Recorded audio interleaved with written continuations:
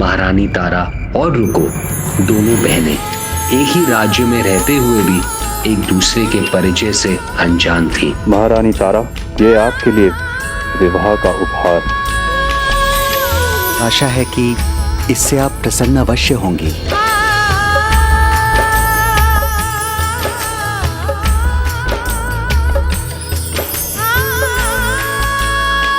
आपको मेरा उपहार अच्छा लगा?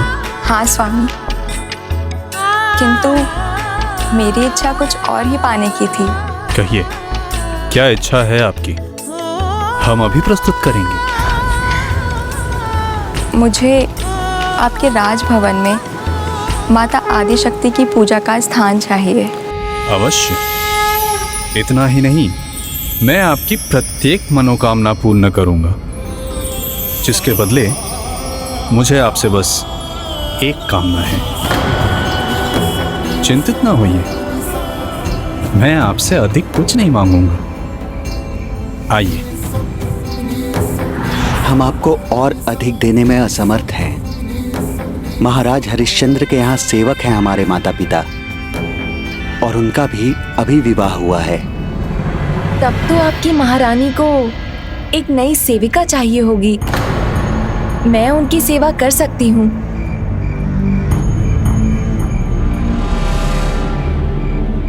ये देखिए प्रिय, हमारा राज्य, मर्यादाओं का पालन करना ही हमारे राज्य का आधार है। मैं स्वयं किसी भी मूल्य पर उन्हें भंग नहीं करता। मेरी आपसे भी यही अपेक्षा है। मैं वचन देती हूँ, मैं सभी मर्यादाओं को समझूंगी भी और उनका आदर कर उनका पालन भी करूंगी।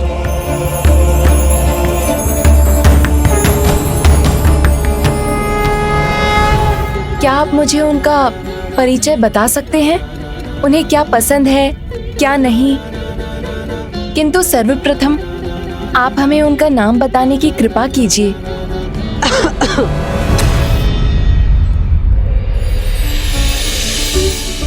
क्षमा करना बेटा, मैंने तुम दोनों का वार्तालाप सुन लिया, इसलिए आ गई। पुत्री, तुम्हें राजभवन में कार्य करने की कोई आवश्यकता नहीं। महारानी की सेवा मैं कर लूंगी। वहां तो सभी सेवक हैं, पर तुम तो इस घर की राजरानी हो। इससे जो भी हमें मिलता है हमारे घर के लिए पर्याप्त है। बस तुम हमारे परिवार के लिए नया सदस्य दे देना। मैं चाहती हूँ हमारे इस घर में शिशु की किलकारियां गूंजे। और दोनों अपने परिवार की अपेक्षाएं पूर्ण करने की प्रयास कर रहे थे, किंतु जो भूल उन्होंने तब की थी उसके कारणवश विवाह के कई वर्षों बाद भी उन्हें संतान का सुख प्राप्त नहीं हुआ, जबकि महारानी तारा एक पुत्र की मां बन चुकी थी। राजभवन राजकुमार को पाकर उल्लास और आनंद से भर गया था, किंतु पूर्व जन्म के भूलों के कारण कष्ट में थी और उसके परिवार में उसकी स्थिति बदलने लगी थी।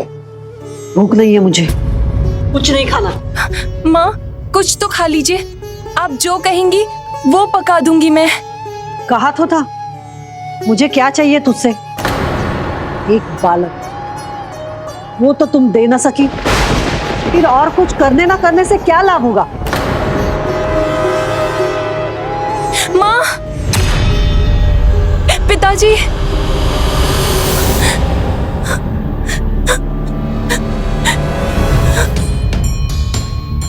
आप कार्य पे जाने के लिए तैयार हो गए हैं।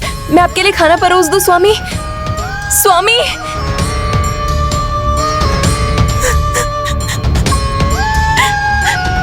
किस जन्म में कैसी भूल की थी मैंने, जिसका ये परिणाम मिल रहा है मुझे? मेरी झोली खाली क्यों है?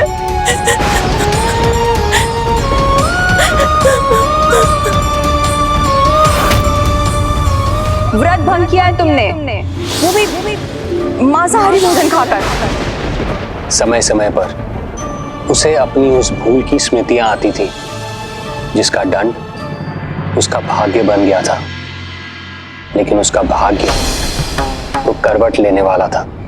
उसकी भेंट उसकी बहन के साथ होने जा रही थी। कुछ दिन बाद रुको की सास अस्वस्थ रहने लगी।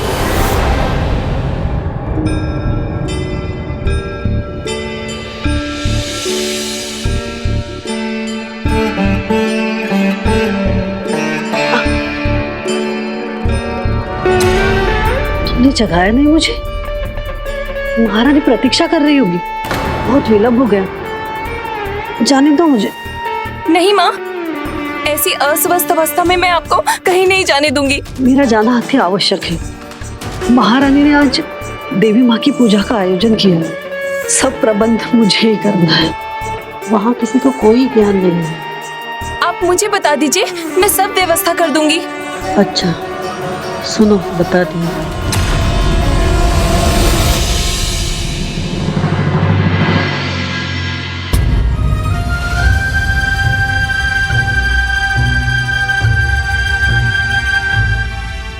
सुनिए, महारानी का कक्ष कहाँ है?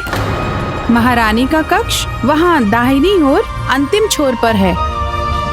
धन्यवाद। शीघ्रता करो पुत्र, विलंब मत करो। माँ, शीघ्रता में आपने अनुवस्त्र उल्टा कर दिया। उचित ही कहा गया है, शीघ्रता में सब उल्टा पुल्टा हो जाता है। परंतु इतनी शीघ्रता का कारण क्या है? महाराज, आज मैंने माता रानी की पूजा रखी है और जिस सेविका को सब प्रबंध करने थे उसका स्वास्थ्य कुछ दिनों से ठीक नहीं है और अब आज वो आई भी नहीं है, तो रुको, अपना परिचय दो। मैं महारानी की सेविका की बहू हूँ। महारानी से भेंट करनी है। नहीं नहीं, ये राजभवन का नियम है। महारानी से कोई तभी ही भेंट कर सकता है जब उसे बुलाया गया हो। किंतु वो मुझे कैसे बुलाती? उन्हें कैसे पता होगा? मैं अपनी सासू माँ के स्थान पर उनका कार्य करने आई हूँ। तब जाकर अपना कार्य कीजिए। उनसे भेंट करने की आवश्यकता क्या है? लेकिन मेरे पास एक सरल उपाय है। जाइए, आप जाके पूजा की तैयारी कीजिए। पुत्र रोहिताश्व की देखरेख मैं करूंगा। किंतु महाराज, आपको भी तो नगर भ्रमण के लिए जाना है। वो अनिवार्य नहीं है। मैं किसी विशेष कार्य से नहीं जा रहा था और अपने प्राणों से भी अधिक प्यारे पुत्र के साथ समय बिताने से अधिक आनंद मुझे कहाँ आएगा। आज मैं इसे अपने साथ भ्रमण पे ले जाऊंगा और मैं स्वयं इसे तैयार करूंगा। आप जाइए, विलंब मत कीजिए, अन्यथा पूजा का मुहूर्त निकल जाएगा। उचित है, किंतु आप भी आरती से पहले आ जाइएगा महाराज।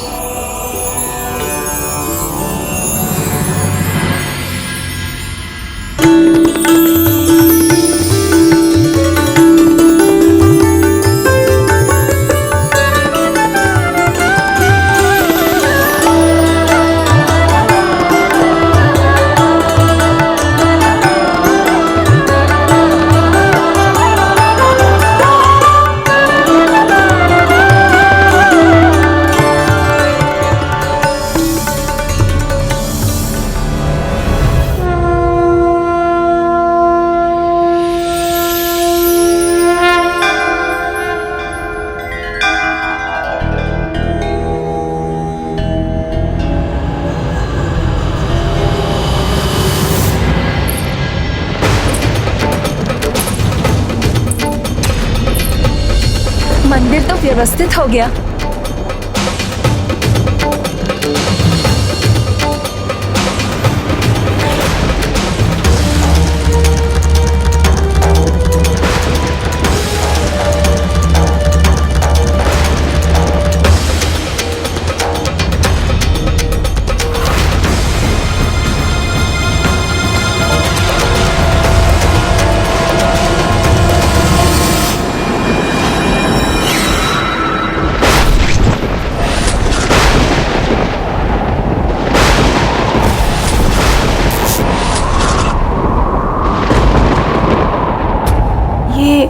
ये कैसा आभास हुआ मुझे, जैसे कोई जाना पहचाना था यहाँ। तो क्या दोनों बहनें पहली बार एक दूसरे के आमने सामने आने जा रही थी? हाँ, किंतु इससे भी बड़ा प्रश्न ये है कि क्या वो एक दूसरे को पहचानने जा रही थी, और ये तो माता रानी की कृपा से ही संभव था। यहाँ खड़ी खड़ी क्या कर रही हो? अभी तो बहुत कार्य करने हैं।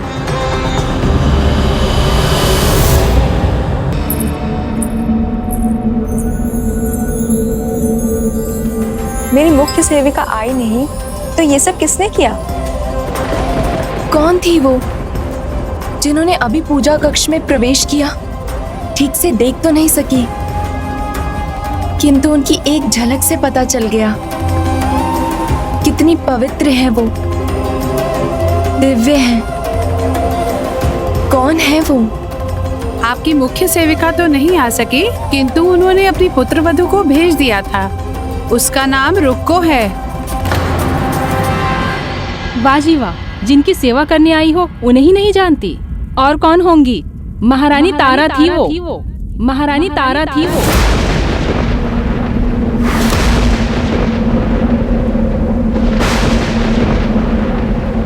उसका नाम था रुक्को। उसका नाम था रुक्को। मेरी तो बस यही मनोकामना है कि हर जन्म में तुम ही मेरी बहन बनो। अब ऐसे ही खड़ी रहोगी या कुछ करोगी भी? महारानी पूजा आरंभ करने वाली हैं, उन्हें आवश्यकता होगी। उनकी प्रत्येक आवश्यकता ज्ञात है मुझे। क्या हुआ महारानी जी? कोई कमी रह गई है क्या? नहीं नहीं, सभी व्यवस्था ऐसी है कि कमी ढूंढने से भी नहीं मिलेगी। तुम जाओ, कोई और काम करो। जी महारानी जी। हे माता रानी, बचपन से जो दृश्य मेरी आंखों के सामने तैरते रहे हैं वो फिर क्यों दिखाई दिए मुझे?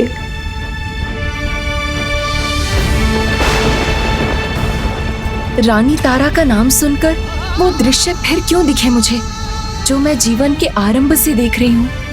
इसका क्या कारण है? क्या महारानी का उन दृश्यों से कोई संबंध है?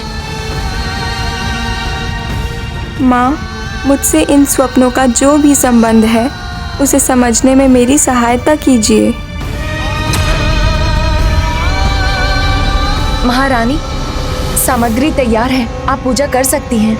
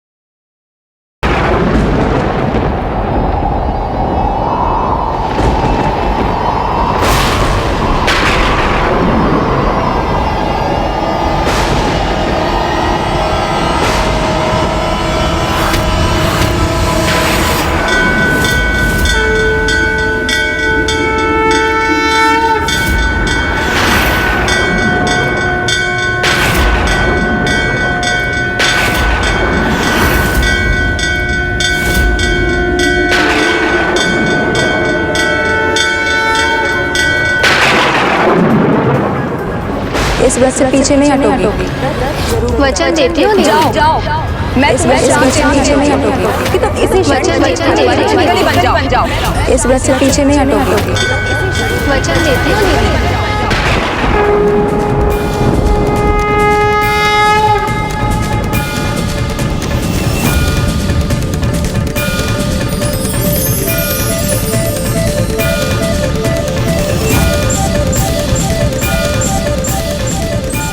हम आप दोनों से प्रभावित होकर आपको वरदान देना चाहते हैं। आप हमें वरदान देने के इच्छुक हैं तो हमें अनुमति दीजिए कुछ समय पृथ्वी पर भ्रमण करने की। जैसे आप दोनों की इच्छा।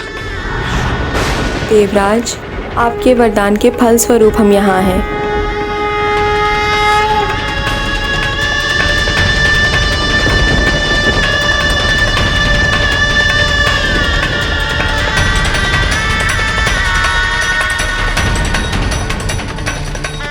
मेरी तो बस यही मनोकामना है कि हर जन्म में तुम ही मेरी बहन बनो। इस व्रत से पीछे नहीं हटोगी और ये व्रत जरूर पूरा करोगी। वचन देती हूँ दीदी।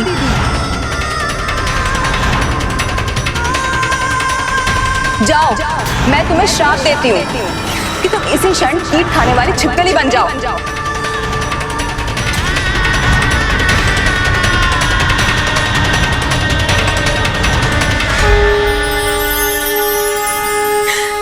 बहन रुक्मन, मेरी दीदी तारा।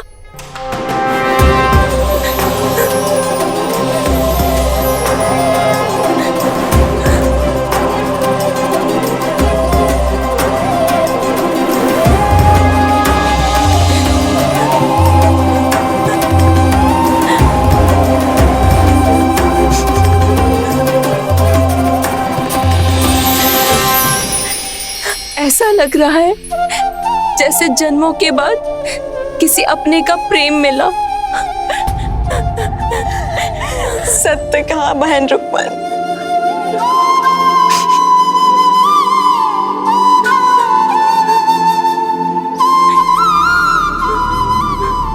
सत्य है, माता रानी के दरबार में देर है परंतु अंधेर नहीं। सच्चे भक्तों पर उनकी कृपा होती ही रहती है।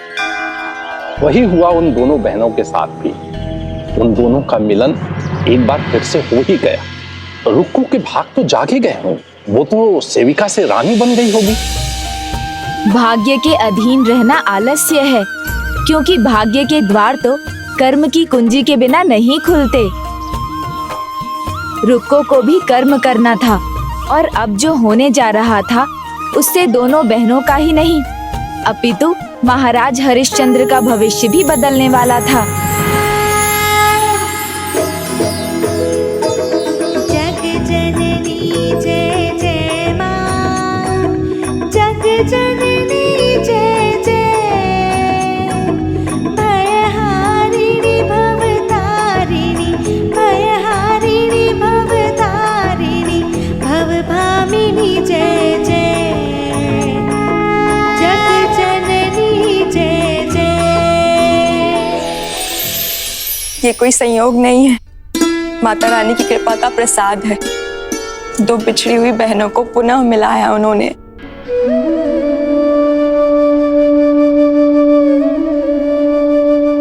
सत्य कहा दीदी आपने, किंतु आज आप महारानी हैं, मैं साधारण सेविका। हम दोनों को अपने अपने कर्मों का फल मिला है और क्यों ना हो ऐसा। व्रत की मर्यादा भंग की थी मैंने, उसका परिणाम तो भोगना ही होगा। जब अंधकार रूपी कोहरा छाता है तो हमें सिखाता है कि हमें एक एक कदम संभल कर चलना चाहिए। उसी प्रकार यदि भूल हो जाए तो उसे स्मरण करने के स्थान पर उसे सुधारने का विचार करना चाहिए। मेरी बहन मेरे सामने है और मैं स्वयं को रोक रही हूँ? नहीं, मैं सबके सामने ये घोषणा करूंगी कि तुम मेरी बहन हो, मेरी अपनी प्रिय बहन। नहीं दीदी,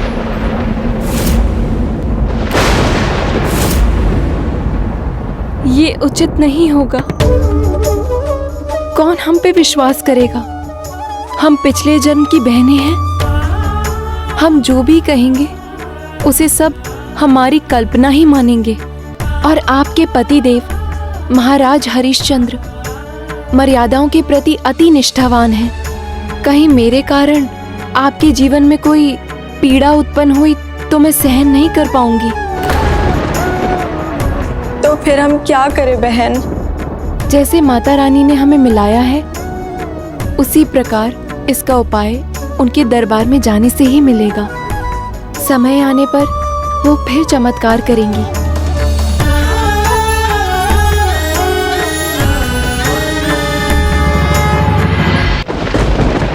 माता रानी की कृपा से दोनों बहनों ने एक दूसरे को पहचान तो लिया ही था, किंतु अपनी सीमाओं का ज्ञान भी था उन्हें। जैसे माता रानी ने हमें मिलाया है उसी प्रकार इसका उपाय उनके दरबार में जाने से ही मिलेगा। समय आने पर वो फिर चमत्कार करेंगी। बहन, माता तो बस अपने भक्तों की भक्ति की भूखी है। उनकी भक्ति करने से, सत्कर्म करने से ही तुम्हें यह मनुष्य जन्म प्राप्त हुआ है। मुझे विश्वास है यदि तुम ये जीवन माता आदि शक्ति महामाई की भक्ति में लगा दो तो तुम्हारी सभी मनोकामनाएं अवश्य पूर्ण होंगी। उद्धार होगा तुम्हारा। मेरे जीवन में उद्धार तो तभी होगा जब मुझे संतान प्राप्त होगी। तो क्या माता मेरी गोद भर देंगी? माता रानी का हृदय तो सभी भक्तों से जुड़ा है रुक्मन। उनकी कृपा सभी भक्तों पर होती है। उन पर विश्वास रखो, तुम्हें संतान अवश्य प्राप्त होगी। तो मैं आपके समान माता की चौकी बिठाकर उनका जगराता करूंगी और अभी से उनकी भक्ति में डूब जाऊंगी। बोल साचे दरबार की जय। जयकारा शेरा वालिदा, बोल साचे दरबार की जय। अपनी बहन से प्रेरणा पाकर रुको भी अपनी बहन के समान माता की भक्ति करने लगी।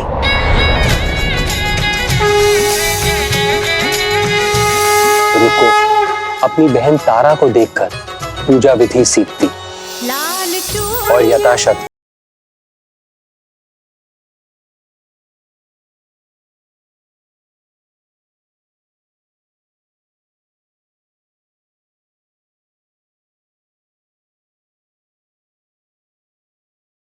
रुको पर कृपा करने में देर नहीं की। शीघ्र ही उसे पुत्र प्राप्त हुआ और इस प्रकार रुको के घर परिवार में प्रसन्नता का अंबार लग गया। अपने पौत्र का लालन पालन करने के लिए रुको की सासू माँ का स्वास्थ्य भी सुधर गया। वो सभी के आंखों का तारा बन गया था और समस्त परिवार के आनंद का कारण भी। किंतु जैसे दिन के बाद रात आती है वैसे ही सुख के बाद दुख भी आता है। रुको के परिवार के सुख पर भी आंच आ गई थी। उसका पुत्र चेचक से पीड़ित हुआ और उसका जीवन संकट में आ गया।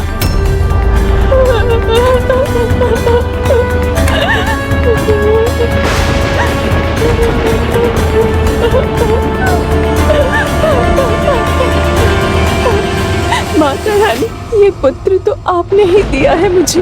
इसकी सुरक्षा तो आपको ही करनी है माता। कृपा करो माँ, कृपा करो।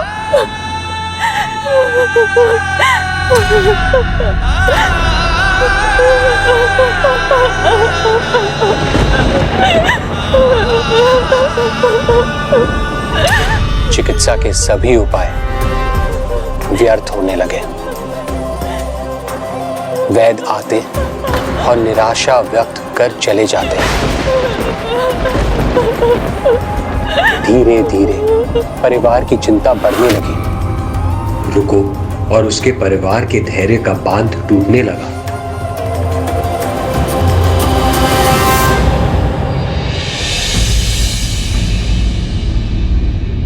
ये बालक ठीक नहीं हो सकता।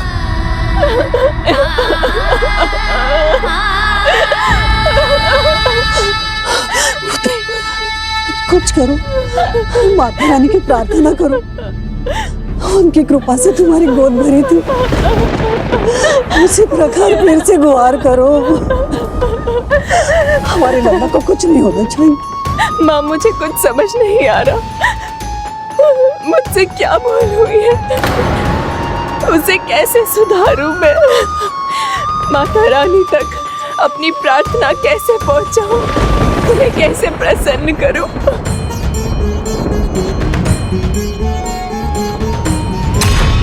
कहाँ जा रही हो? माँ, उनके पास जिनकी गुहार माँ अवश्य सुनेंगी।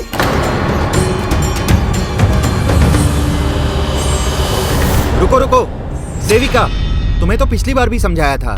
महारानी के बिना बुलाए, उनकी अनुमति के बिना उनके कक्ष में कोई नहीं जा सकता। मेरा जाना बहुत आवश्यक है।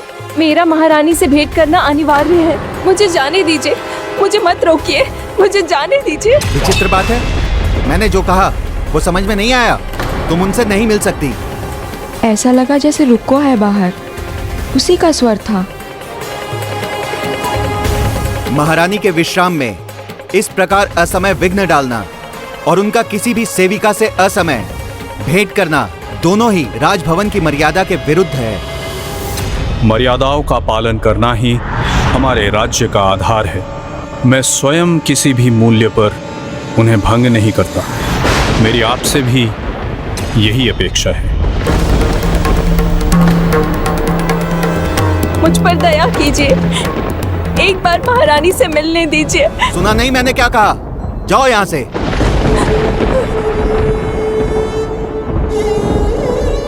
माता रानी, ये कैसी दुविधा है? मेरी बहन विपत्ति के समय मेरे द्वार पर आई है और मैं उससे भेंट भी नहीं कर सकती। अब आप ही कोई उपाय सुझाइए माता।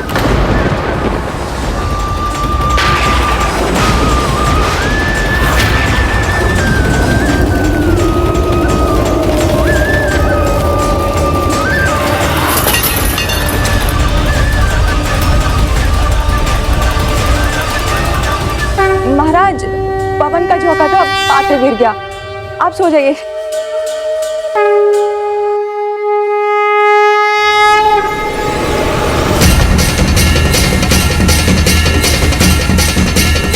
मेरी चिंता तो आपने दूर कर दी माता। द्वारपाल, किसी सेविका को भेजो, पात्र गिरकर टूट गया है। रुको रुको सेविका, महारानी को किसी सेविका की आवश्यकता है। तुम्हें बुला रही हैं वो। हे माता रानी, आपको अनेकों धन्यवाद। क्या हुआ है? मैं क्या कर सकती हूँ तुम्हारे लिए? ऐसी सहायता चाहिए जो आप ही कर सकती हैं।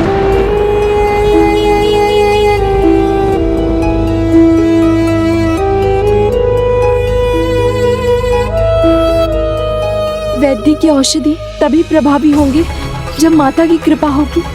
अब वही मेरे पुत्र को बचा सकती है, किंतु पता नहीं मेरी ऐसी कौन सी भूल के कारण माता मेरी प्रार्थना पर ध्यान नहीं दे रही है।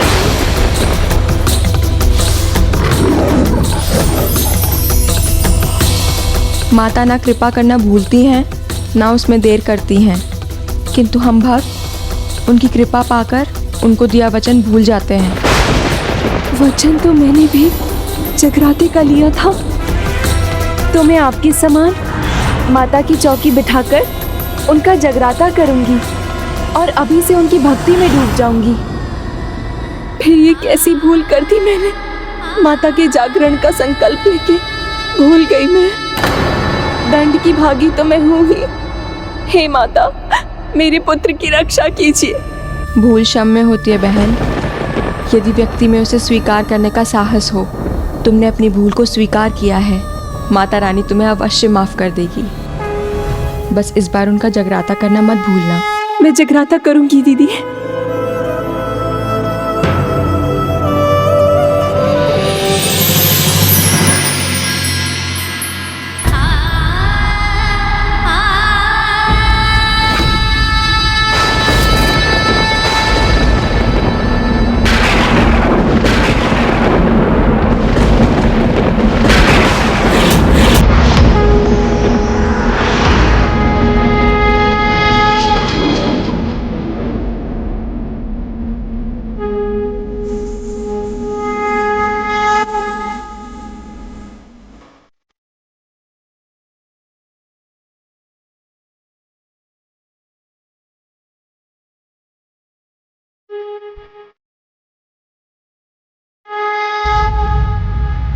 पुत्री, मम्मा ठीक हो रहा है? माँ,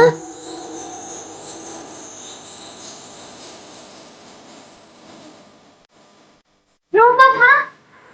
ये देखो, वो ठीक हो गया। पुत्र, मेरा पुत्र।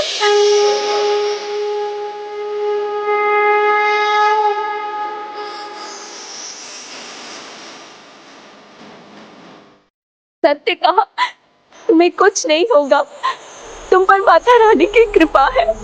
कुछ करने के पूर्व माता ने पहले ही आशीर्वाद दे दिया। दीदी ने सही कहा था। तुमने अपनी भूल को स्वीकार किया है, माता रानी तुम्हें अवश्य माफ कर देगी। बस इस बार उनका जगराता करना मत भूलना।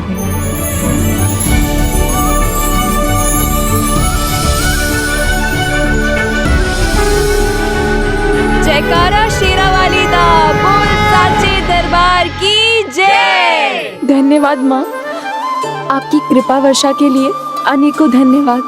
अब आपकी भक्ति में कोई भूल नहीं होने दूंगी मैं।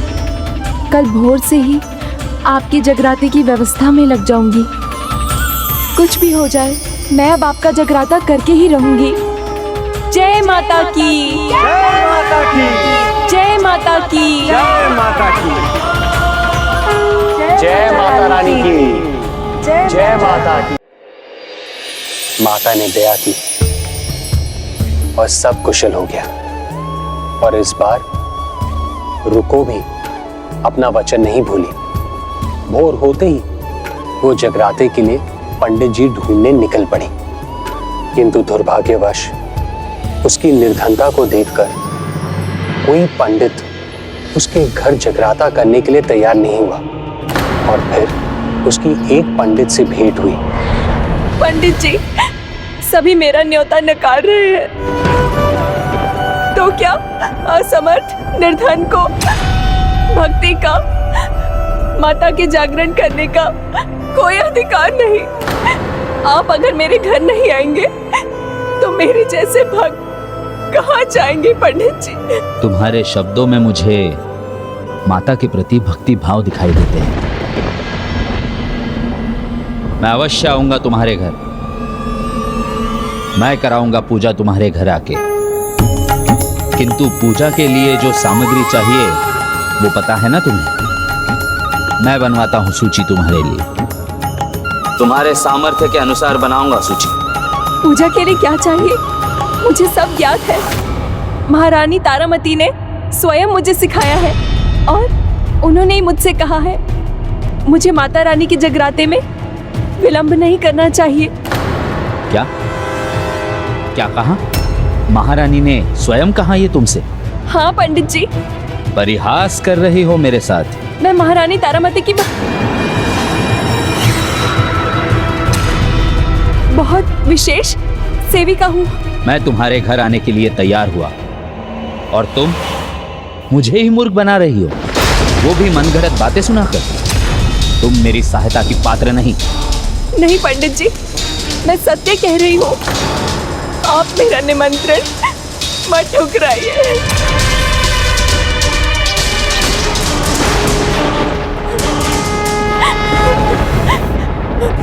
माता रानी की भक्त होने के नाते उनके जगराते को मना मत कीजिए।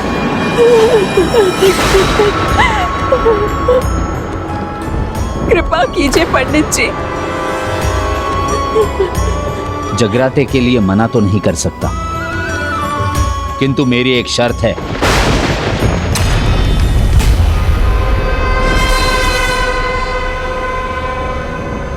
मैं तुम्हारे घर तभी आऊंगा जब स्वयं महारानी तारामती तुम्हारे घर आके तुम्हारे जगराते में भाग लेंगी।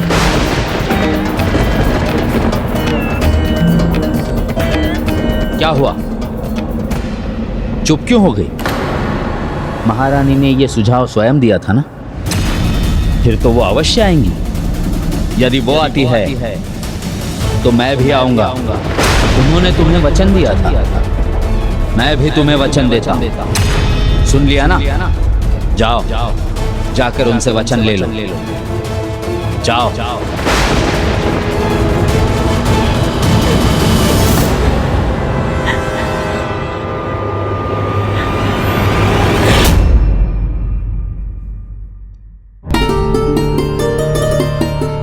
रुको,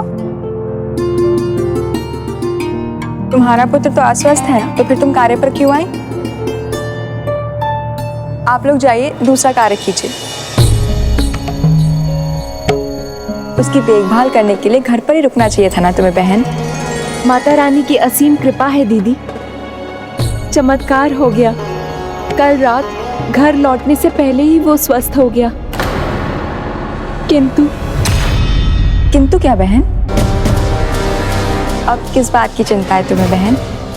माता रानी की कृपा से तुम्हारा पुत्र तो स्वस्थ हो गया ना? नहीं, मुझे कोई चिंता नहीं है दीदी। स्पष्ट कहो, क्या छुपा रही हो मुझसे? कुछ कहोगी तभी तो मैं कुछ कर सकूंगी बहन। मैं माता रानी का जगराता कैसे कराऊं दीदी? नगर का कोई पंडित हमारे घर जगराता नहीं कराना चाहता। दर दर भटकने पर इस निर्धन का न्योता स्वीकार करने वाले एक पंडित मिले हैं, किंतु उनकी भी एक शर्त है। वो मैं वचन देती हूँ, मैं वचन देती हूँ। नहीं दीदी, वो पंडित जो चाहते हैं वो राज परिवार की मर्यादा के विरुद्ध है। क्यों? ऐसा क्या मांगा है पंडित जी ने? वो मेरे घर आकर जगराता तभी करेंगे जब आप भी भाग लेना स्वीकार करेंगे।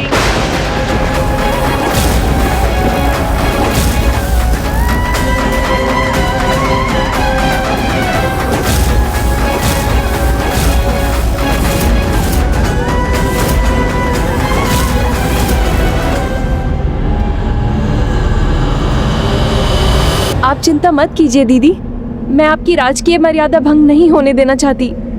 आप मुझे दिया हुआ वचन लौटा सकती हैं।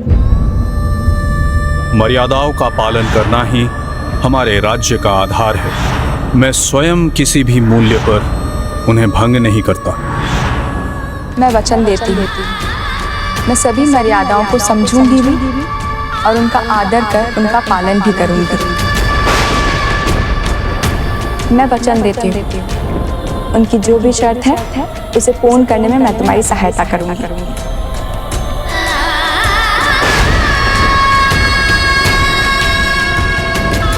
मैं आपको किसी धर्म संकट में नहीं डालूंगी। मैं जगराते के लिए किसी अन्य पंडित को ढूंढ लूंगी।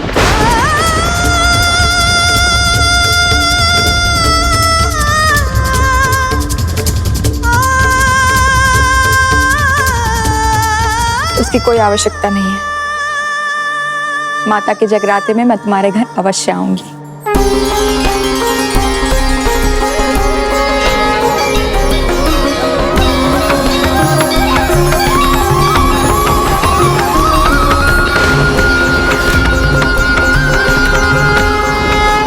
किंतु दीदी, माता रानी का कोई भी सच्चा भक्त माता रानी के जगराते में जाने से मना कैसे कर सकता है? मैं वचन देती हूँ, मैं आऊंगी, तो अब वो तुम्हारे न्योते को भी नहीं नकार सकते। जाओ बहन, खड़ी मत रहो, जाओ। धन्यवाद दीदी, धन्यवाद।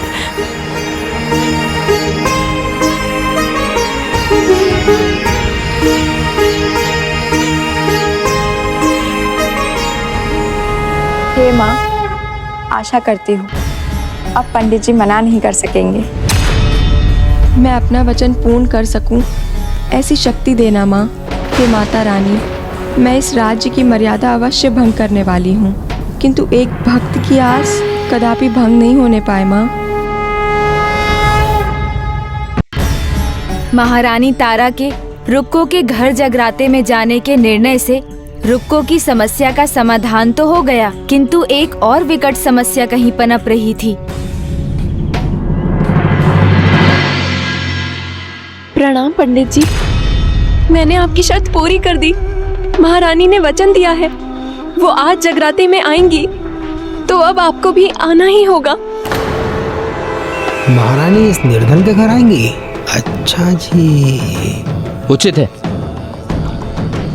तुम सामग्री जुटाओ, मैं भी वहां पहुंच जाऊंगा, किंतु स्मरण रहे जगराता महारानी के आगमन के बाद ही आरंभ होगा। महारानी के आगमन के बाद। शाइन नाई, तुम्हारी सेवा पाने के लिए मुझे थोड़ी और प्रतीक्षा करनी होगी। जो भी हो, शाइन नाई प्रतीक्षा नहीं करेगा। यदि ये झूठ कह रही है तो इसका झूठ उजागर करेगा, और यदि ये सत्य कह रही है तो महारानी द्वारा राज परिवार की मर्यादा भंग करने की सूचना महाराज तक भी पहुंचाएगा।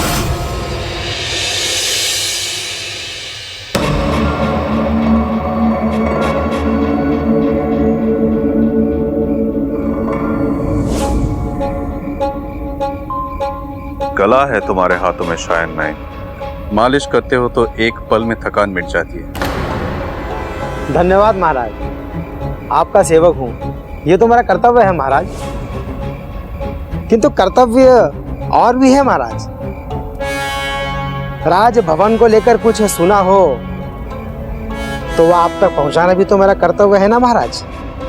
यदि तुमने जो सुना है वो राजा के कानों तक पहुंचना चाहिए तो तुम्हें अवश्य कहना चाहिए। क्षमा करें महाराज, सूचना यदि महारानी को लेकर हो तो भी।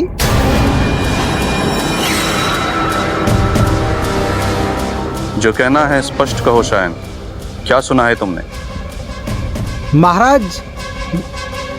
महाराज मेरे नहीं, एक सेविका के शब्द है कि महारानी स्वयं उसका निमंत्रण स्वीकार कर उसके घर जाने वाली हैं। असंभव।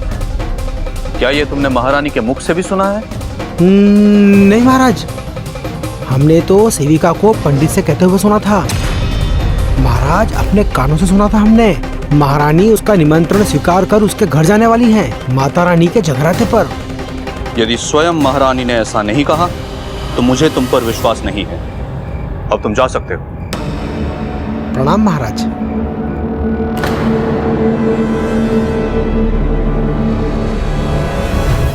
शंका का बीज तो मैंने बो दिया, मेरा कार्य तो हो गया।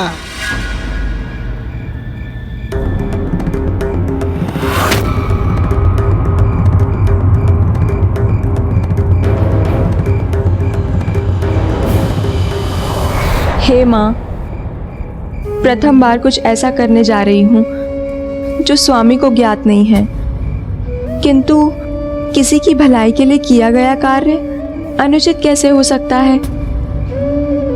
माता रानी, अपनी कृपा बनाए रखना।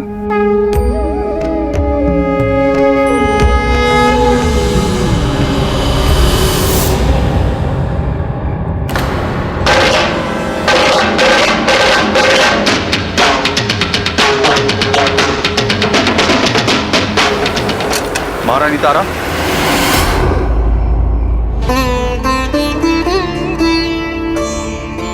बैठे बैठे सो गया था मैं, स्वप्न देखा था मैंने।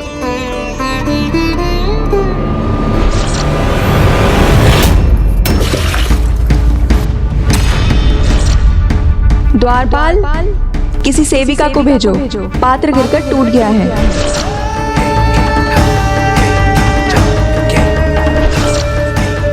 उस रात महारानी को सेविका से बात करते तो मैंने देखा था। मुझे ये भी लगा था कि उन दोनों में एक आत्मीयता है, एक अपनत्व का बंधन है। महाराज, आज मैंने माता रानी की पूजा रखी है। और फिर महारानी माता रानी के अनन्य भक्त है, तो उनकी पूजा में जाना तो स्वाभाविक है। किंतु मैं जागता रहूंगा। यदि महारानी जाने की निर्णय लेती है तो मैं उन्हें रोक दूंगा।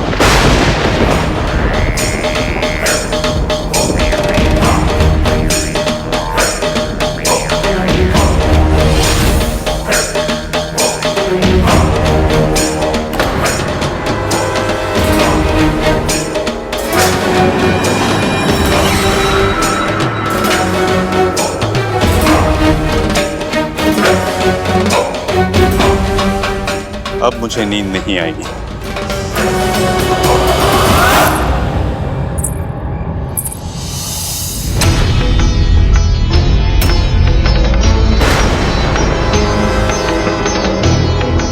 महाराज, कुछ चाहिए आपको?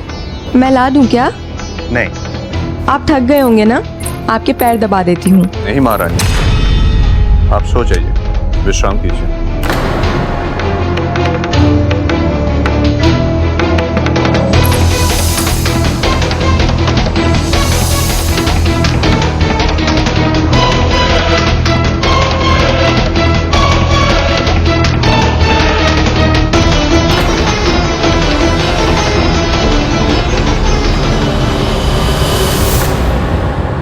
क्या मैं स्वामी को बता दूं मैं क्या करने वाली हूँ? क्या मैं पूछ ही लूं महारानी से?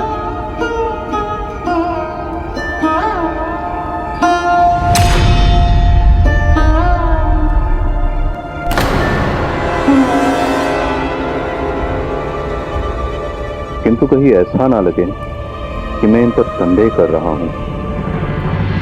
नहीं, स्वामी को बताकर उन्हें किसी प्रकार की दुविधा में डालने का कोई लाभ नहीं। वैसे भी मेरी किसी भी इच्छा को अपूर्ण कहाँ रहने दिया है उन्होंने।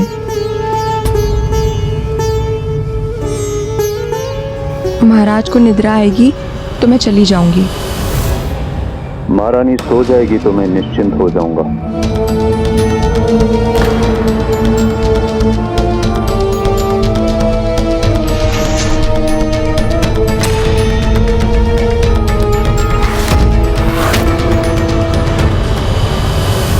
प्रणाम पंडित जी, आपका स्वागत है।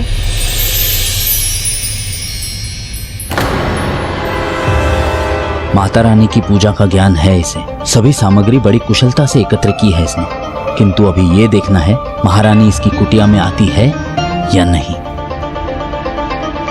और सब तो ठीक है, किंतु वचन अनुसार महारानी कहाँ है?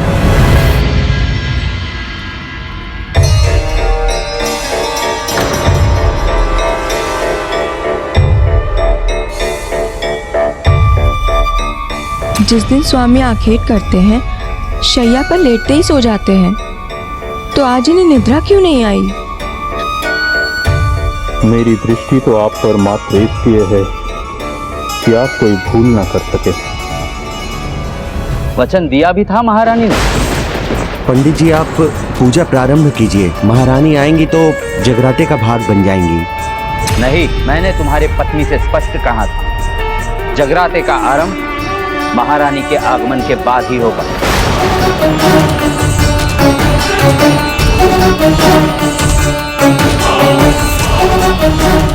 आप कहाँ हैं बहन तारा?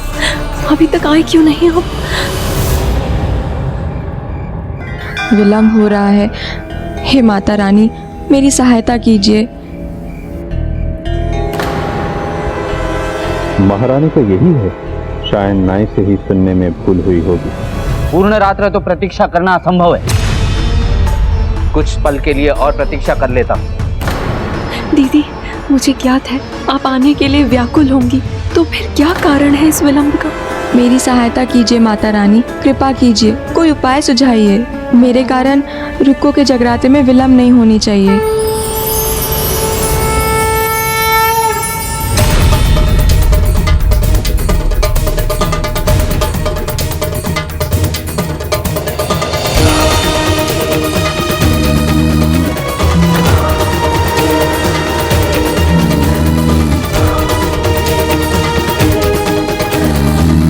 क्षमा करना स्वामी, मैं इस प्रकार गुप्त रूप से जा रही हूँ, किंतु मैं विवश हूँ।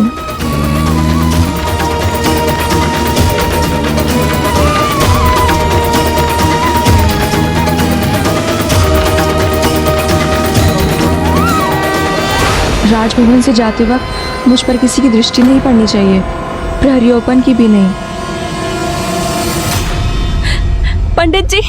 पंडित जी, थोड़ी प्रतीक्षा और कर लीजिए। महारानी अपने वचनों से फिरने वालों में से नहीं है।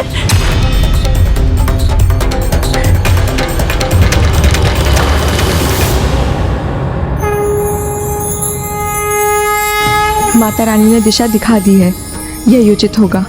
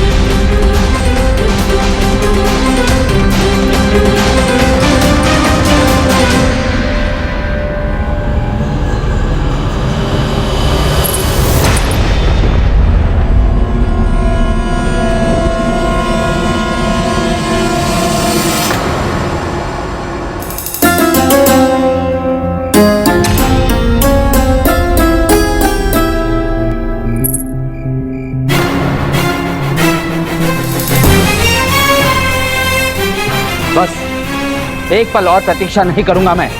नहीं पंडित जी, ऐसा मत कीजिए, आप रुक जाइए।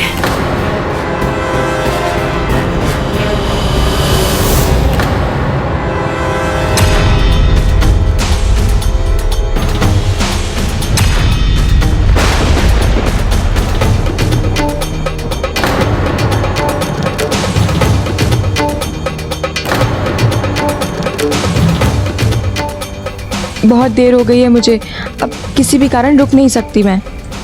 मत जाइए पंडित जी, महारानी आएंगी तो क्या कहूंगी मैं?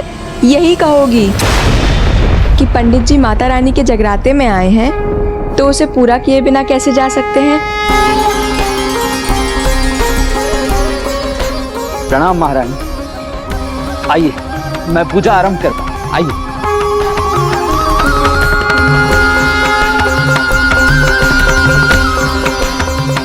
महारानी, आपका स्वागत है। आपने हम सभी को कृतार्थ कर दिया।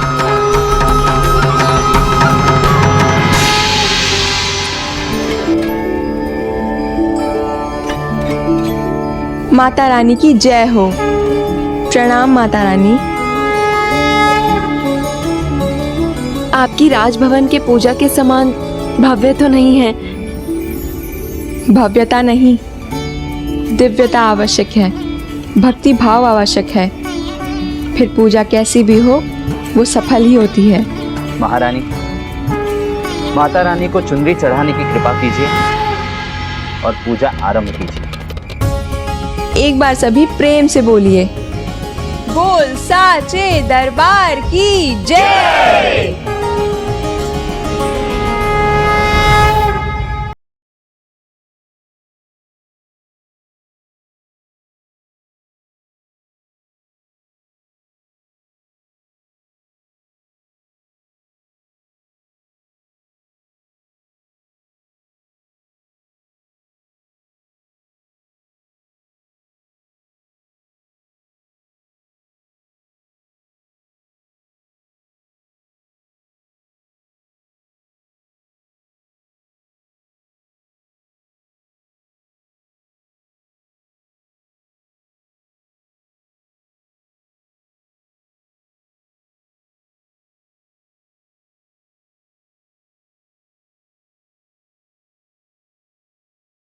अब समय है भजन का, क्योंकि माता रानी का जगराता भजन के बिना पूर्ण नहीं होता।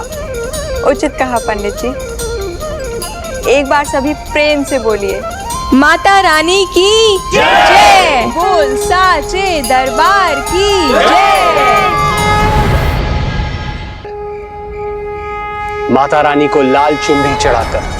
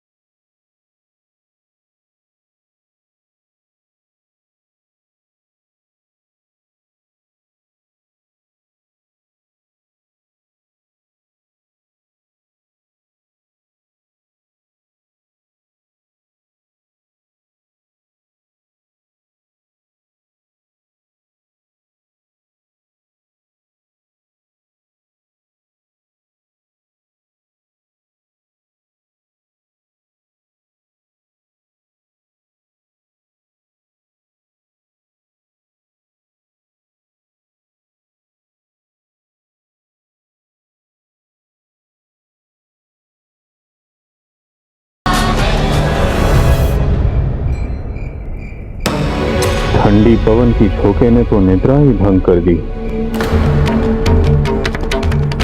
ये वातायन खुला रह गया, बंद कर देता हूँ।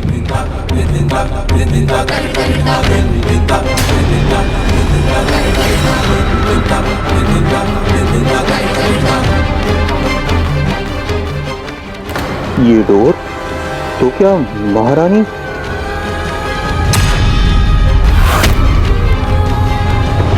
महारानी नहीं है यहाँ।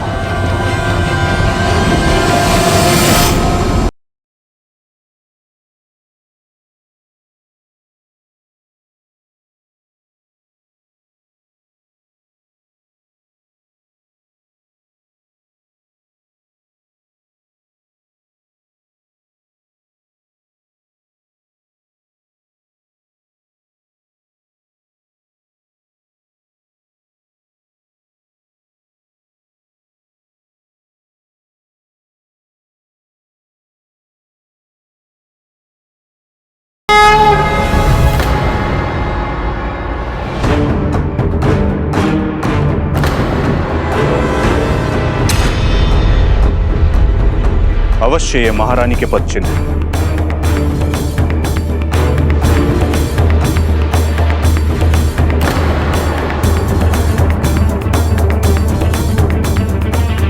तारा का पायल है तो इसी दिशा में आई।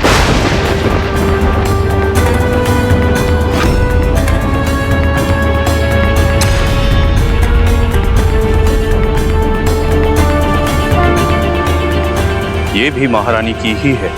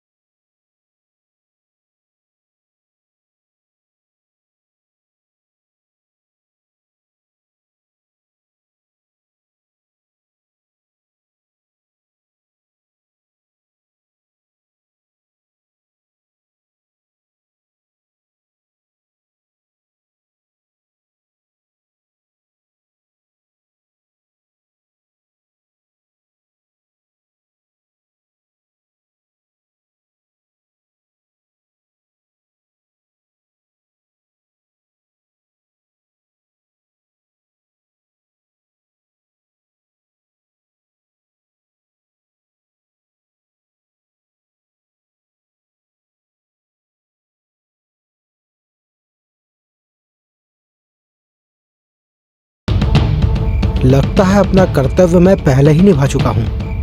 बोल साचे दरबार की जय।